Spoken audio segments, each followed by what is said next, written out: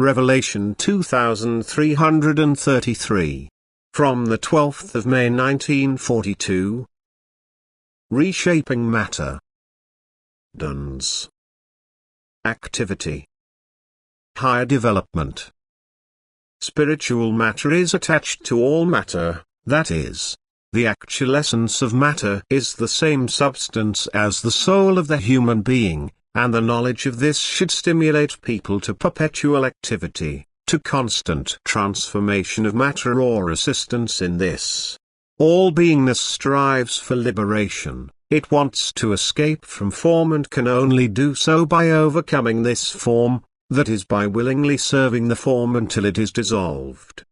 The human being is now admitted to earthly activity, that is through his activity he can transform any material into things which serve fellow human beings, that is which are to fulfill their purpose.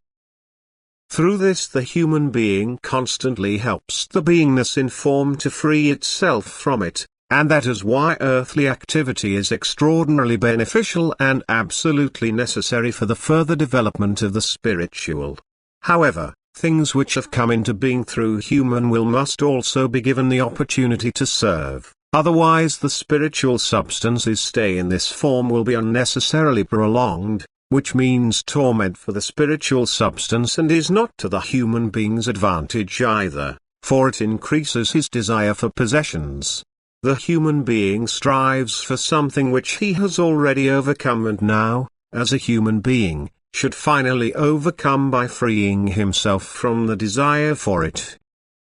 The sooner an object is allowed to serve, the sooner the essence can free itself from it, revive a new form and thus develop to the height, as is its destiny.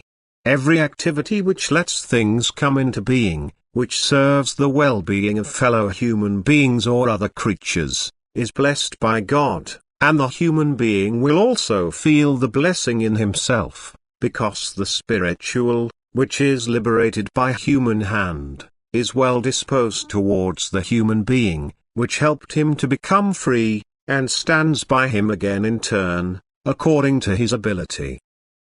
Everything that makes up the human being's environment is in constant change, nothing remains in its old form for eternity. Change constantly takes place, often imperceptible to the eye, and as soon as the human being contributes to it in the will to create something that corresponds to a purpose, he makes himself worthy of the essence which animates matter.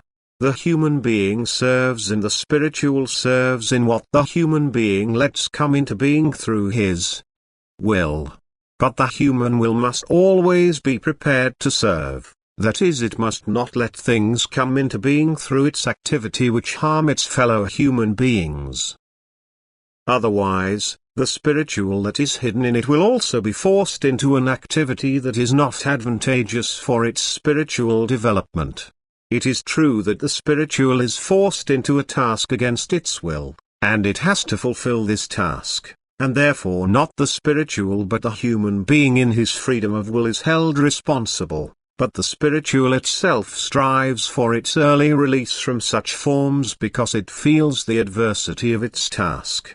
Only serving activity makes people truly free, and only such activity should be carried out on earth if the human being wants to redeem himself and also the spiritual substance.